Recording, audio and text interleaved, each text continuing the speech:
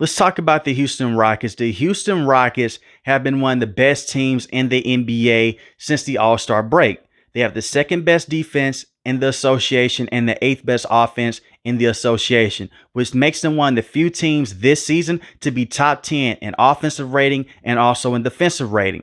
And it starts with Coach Ime Udoka. I know the NBA is usually a league to where we just say, hey, the players are playing great, give the players their credit. And I'm going to do that. But I have to give Ime Udoka his flowers because the way that the Boston Celtics treated this man many years ago. He was fired by the Boston Celtics because of a relationship that he had with a coworker in the front office. She got to keep her job, but they fired Ime Udoka.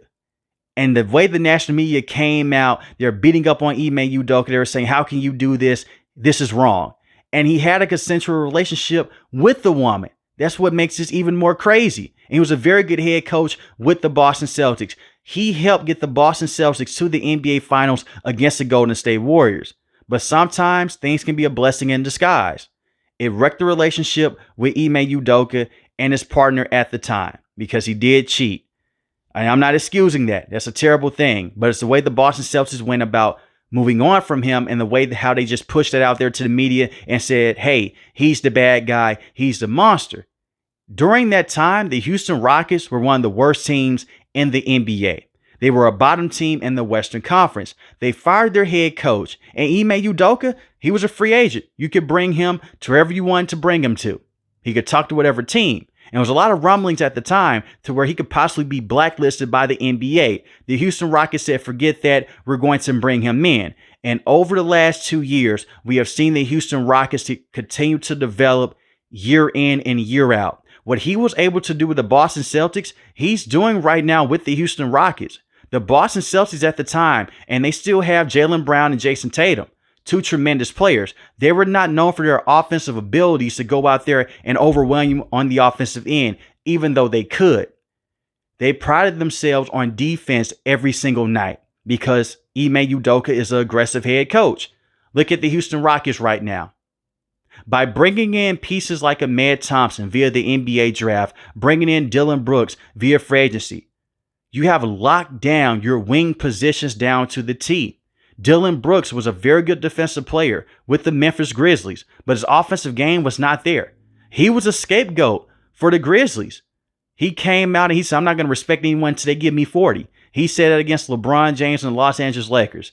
They lost to the Lakers by 40 points in the playoffs. And they threw this man underneath the bus. It was not all on Dillon Brooks. Dillon Brooks comes over to the Houston Rockets.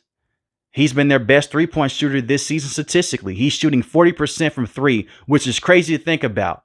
He was not an offensive threat with the Memphis Grizzlies. He comes over to the Rockets. He's having 25-point games. He's having 30-point games. Let's go back to the game they had many months ago against the Boston Celtics. He was a key reason to why they won that matchup because the work he was able to do on Jaylen Brown and Jason Tatum and Derek White. And the same with Ime Thompson. But Dillon Brooks, I love to see this redemption arc. He's able to go out there, stay out the way. But if he's wide open for three, he's going to knock it down, especially those catch and shoot threes from the corner. And he can create his own shot now. He has really worked on his offensive game and is starting to show. And Ime Thompson, great player on the defensive end. And he's only 22 years old. It's crazy to see Ime Thompson go out there and clamp up point guards like SGA, Stephen Curry, Tyler Hero, and even Luka. All of those guards combined are shooting 40% from the field. You may say, hey, that's not bad at all. But they're only averaging 25% from three. That's the crazy thing with Ime Thompson and his defense this year. They're running a lot of full court press defense. They're running a lot of half-court trap defense. And he's been the main guy on the best offensive ball handler. And that's what you want to see from a young and up-and-coming player. The one thing about the NBA this year in particular, the national media, they say all teams play the same. They'll go out there, they'll shoot a lot of threes. They don't pride themselves on defense. This is a complete opposite with Houston. They have a lot of young players. They don't take that many threes. And they play great defense with Ime Thompson, Dillon Brooks, Şengün, and Steven Adams. The fact that he's holding all-star caliber guards night in and night out to 40% from the field and 25% from three, I have to give him his credit, and he's going to only continue to get better. He's averaging 14 points a game, 8 rebounds, 4 assists. He's shooting 55% from the field. His three-point shot is still not there, but it has gotten better within the last 2 months. Within the last 10 games, he's shooting 41% from three. On the season, he's shooting 28% from three. So you're seeing a major increase from his three-point percentage. That's what you want to see from a young player. He's able to knock down the three, but it's not consistent just yet. In the playoffs, if he's able to go out there and knock down his three, and Jaylen Green's able to be consistent on the offensive end, this team could easily get to the Western Conference Finals. And I said this 2 weeks ago. I know that the Lakers, they have the veteranship with Luka. They have LeBron James, and they just lost to the Lakers a couple of nights ago. But I would still take the Houston Rockets over them in a 7-game series. I look at OKC. They have that veteran presence. Don't get me wrong. But I look at the head coach right now with the Rockets. He's not going for it. Any team in the Western Conference should be scared as hell to face the Houston Rockets, especially in Houston. The one thing about Rocket fans, they love their team. If you go back and you look at that James Harden era, those fans showed up every single night. And right now, they're going crazy for their team yet again. When I look at Jaylen Green, he's been their best offensive player consistently. He's been their closer over the last 2 to 3 months. He's averaging 21 points a game, 5 rebounds, 3.5 assists, shooting 42% from the field. His three-point shot, for his standards, it's not great, but it is good. He's shooting 35% from three. And once again, they don't pride themselves on a three-point shot. They'll shoot a lot of mid-range shots. They'll find the open man on the back end. It's a bunch of cuts on the back end to players like Jabari Smith, to Eason, and the same with Şengün and Steven Adams. But when I look at Jaylen Green, we're talking about a player, his first year in the NBA, it was a lot of isolation basketball. Over the last few years, he's become a team player. He'll still have his moments where he's saying, hey, set me a screen. I'm about to go take a step back three, or I'm going to get to the rack.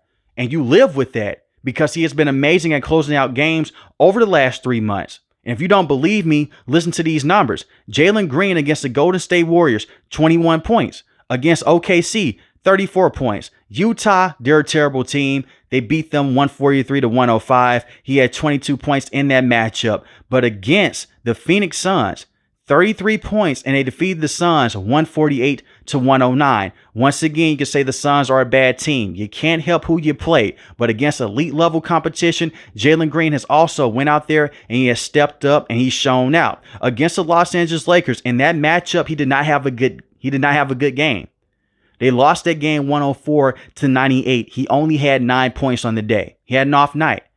And I do believe if he goes out there and he's consistent all the way through in the playoffs, it's going to be hell to deal with this team.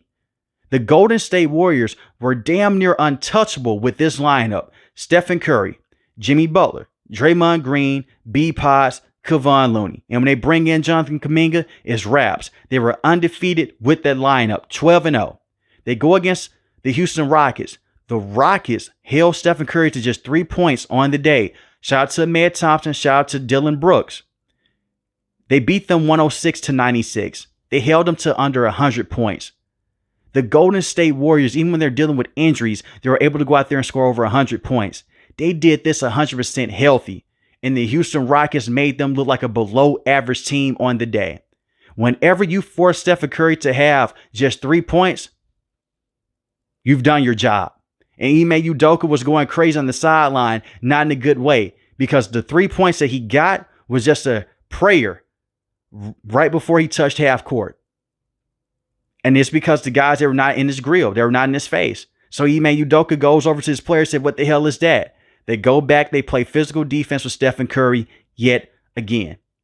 But you look at Jaylen Green, like I mentioned, very good young player I'm a huge fan of. The same with Ime Thompson, Dillon Brooks. That double big lineup with Steven Adams and Şengün is really crazy because that's when you have two very good defenders down low. Şengün is a very good offensive player.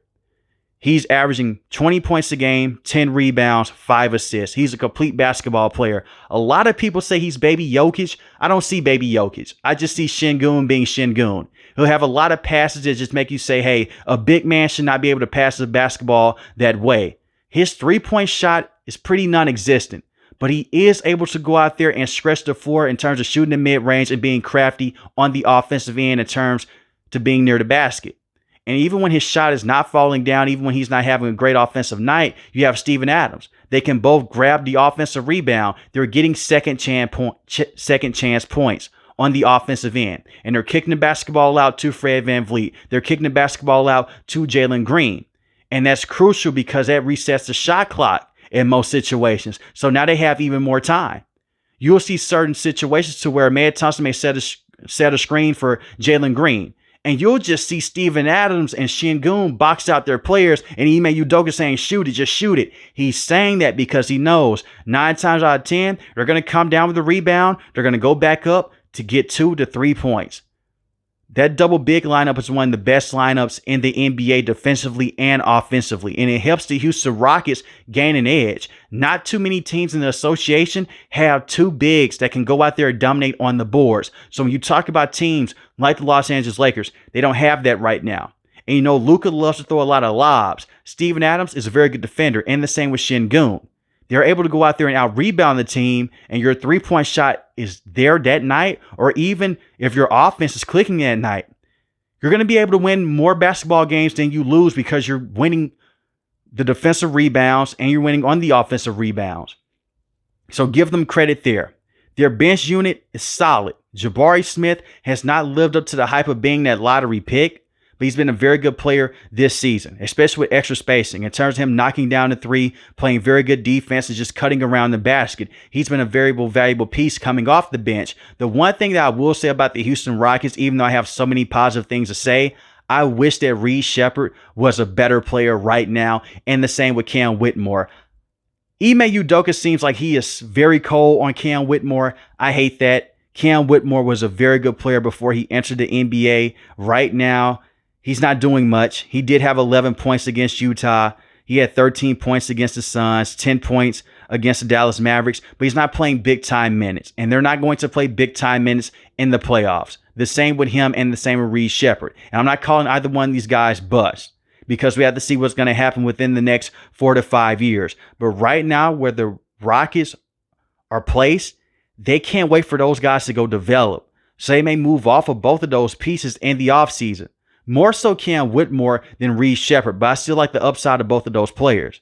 And if you say that they need veteranship, they have that veteranship with Ime Udoka. He went to the NBA Finals with the Boston Celtics. He helped develop Jaylen Brown, Jason Tatum. Even though Brad Stevens was a tremendous coach with the Celtics, he pushed them to the next level in the Eastern Conference. He's that veteran presence. Fred VanVleet, who won a championship with Kawhi Leonard, Pascal Siakam, and Kyle Lowry. He's a veteran presence. Dillon Brooks has been to the playoffs many times with the Memphis Grizzlies. He's a veteran presence. And the same with Steven Adams, who is still one of the better bigs you can have in terms of rebounding and playing defense. The Houston Rockets are legit. And I look at the Western Conference right now, it is hell. You have so many good teams like the Denver Nuggets. You have OKC, the Los Angeles Lakers, the Clippers, Minnesota Timberwolves, Memphis Grizzlies. Then you could talk about the Kings and the Mavericks. Those are some of the weaker teams in the Western Conference. But I would take the Houston Rockets over pretty much all of these teams. OKC will be tough. The Lakers will be tough. I would take them over the Nuggets. And like I mentioned before, them against the Lakers, that'll be a chess piece type of matchup because they have those two bigs and they're able to play that defense. The Clippers, can Kawhi stay fully healthy with that organization? And the Warriors, you just saw what this team did against them. I know one game is different from going out there and playing a full series, but they have those veteran players. You have that head coach. I like the Houston Rockets a lot, but I want to hear from you in the comment section below. Are the Houston Rockets a legitimate team in the Western Conference? If you're new to the channel, hit the subscribe button. If you like the video, hit the like button. Most importantly, want each and every last one of you guys stay safe, stay positive. Thanks for the video, guys. God bless. Peace.